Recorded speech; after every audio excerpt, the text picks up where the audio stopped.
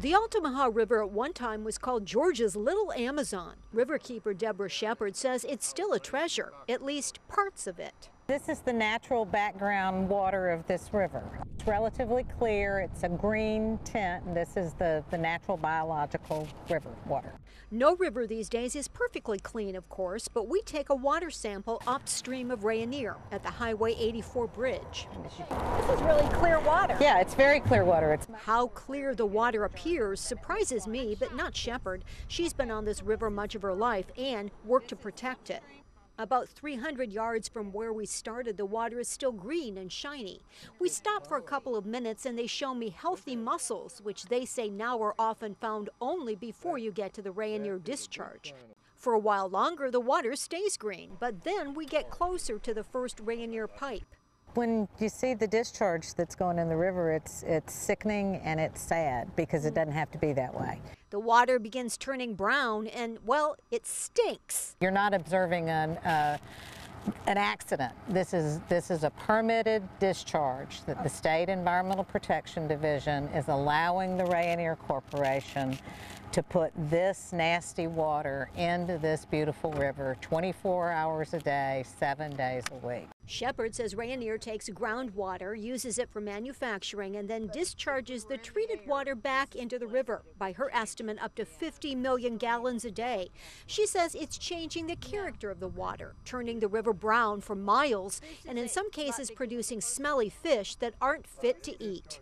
This is a problem that's gone on for many years. It's not a surprise to anybody. It's not a secret. You can come out here any day of the week and you will see exactly what we're seeing today. Now this is low water conditions, so that's allowing us to actually see the water that's coming out of the pipe. But this is a very serious problem.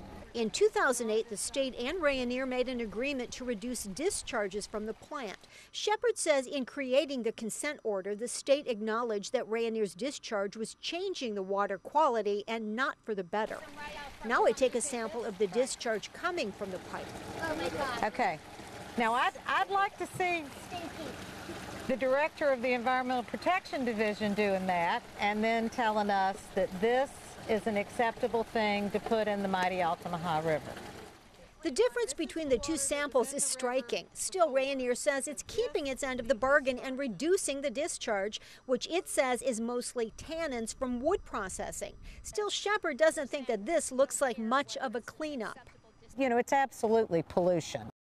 We keep going to the second discharge pipe. Here, the discharge is pumped from a pipe below the surface of the water, and a lot more is going into the river. So just take a look at this, just dark spots in the water. Looks like somebody just dropped ink into the water. The water very brown, it stinks up here, not quite as bad as the first one actually. I think somebody told me I might be actually getting used to the smell.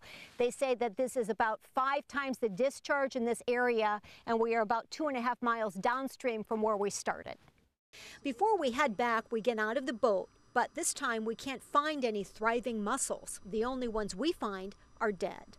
It's time that the Altamaha regained its natural qualities and was allowed to be the fabulous, amazing water system that it is. And it's time that the Environmental Protection Division and Rainier did the responsible thing and cleaned up this discharge so that the people of Georgia can have their river back.